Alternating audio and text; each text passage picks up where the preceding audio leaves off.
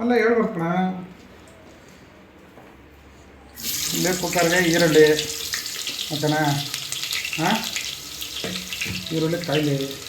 ಈ ಕಡೆ ಮಸಾಲೆ ಅರಿಯೋಕ್ಕೆ 1/4 kg ಈರುಳ್ಳಿ, ಏನೋ 50 ಗ್ರಾಮ್ ಬೆಳ್ಳುಳ್ಳಿ, ಒಂದು 50 ಗ್ರಾಮಷ್ಟು ಶುಂಠಿ, ಒಂದಿಷ್ಟು ಕಾಳುಮೆಣಸು, ಒಂದು 4 ಏಲಕ್ಕಿ, ಚಕ್ಕೆ 2 ಪೀಸು, ಜೀರಿಗೆ, ಲವಂಗ ಹಾಕಿದ್ರೆ ಅಲ್ಲಾಡಿಸಿದ್ವು. ಎಲ್ಲರೂ ಇನ್ನೂ ಚೆನ್ನಾಗಿ ಅಲ್ಲಾಡಿಸಿರೋದೇ, ಅದನ್ನೇ ನಾವು ಮಾಡ್ತಾ ಇರೋದಕ್ಕೆ. ಏನೋ ಉರಿಬೇಕು. ಬ್ಯಾಕ್ಟೀರಿಯಾ ಆಗಲಿ ಅಂದರೆ ಹಿಂಗೆ ಕಡೆ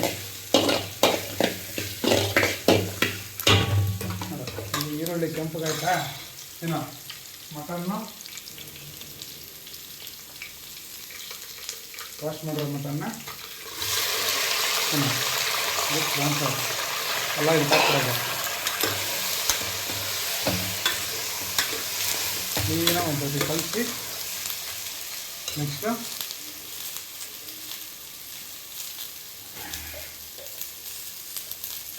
ಒಂದು ಅರ್ಧ ಟೀ ಸ್ಪೂನು ಅರಿಶಿನ ಪುಡಿ ಓಕೆನಾ.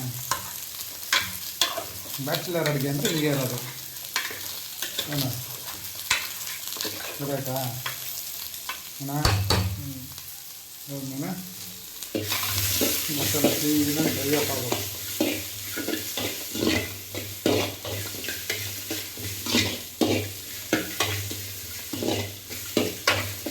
ಕ್ಲೀನಾಗಿ ಫ್ರೈ ಮಾಡಲಿಲ್ಲ ಅಂದರೆ ಇದೇ ಉರಿ ಎಲ್ಲವೂ ನೋಡೋದು.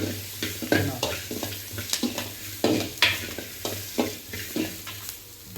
ನೋಡಿ, ಇದಾದಮೇಲೆ ಕುಕ್ಕರ್ ಮುಚ್ಚಿಬಿಟ್ಟು ಮಟನ್ನ ಒಂದು ವಿಜಿಲ್ ಆಗೋವರೆಗೂ ಬಿಟ್ಬಿಡೋದು. ಆಯಿತಾ. ನೆಕ್ಸ್ಟು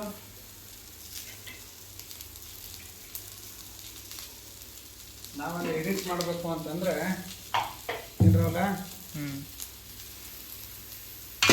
ಎಡಿಟಿಂಗ್ ಕಲಿಯಕ್ಕೆ ಹೋಗ್ಬೇಕಾಗುತ್ತೆ. ಹಾಗಾಗಿ ನೋ ಎಡಿಟ್ ನಥಿಂಗ್, ಇರೋದೇನಿದೆ ಡೈರೆಕ್ಟ್ ಟು ಡೈರೆಕ್ಟ್. ಗೊತ್ತಾಯ್ತಾ. ವಿಡಿಯೋ ಮಾಡಿದ್ರೆ ಹಂಗೆ ಹಾಕೋದು. ಜನ ಹೆಂಗೆ ಬೇಕಾದ್ರೆ ಬೈಕಲ್ಲಿ ಇಲ್ಲ ಹೋಗಲಿಲ್ಲ. ಗ್ಯಾಸ್ ಆಫ್ ಮಾಡ್ಬಿಟ್ಟು ಕಂಪ್ಲೀಟ್ ಇದನ್ನು ಮಿಕ್ಸಿ ಜಾರ್ಗೆ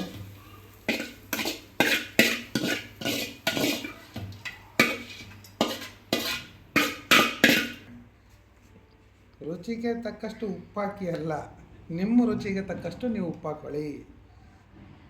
ಏನೋ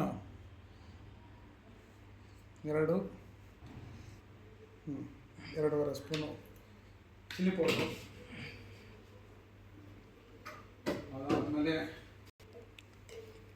ಧನಿಯಾ ಪುಡಿನೂ ಅಷ್ಟೇ 2.5 ಸ್ಪೂನಷ್ಟು ಧನಿಯಾ ಪುಡಿ. ಇಷ್ಟಾದಮೇಲೆ ಮುಚ್ಚಳ ಮುಚ್ಚಿ ಕ್ಲೀನಾಗಿ ರುಬ್ಬೋದು.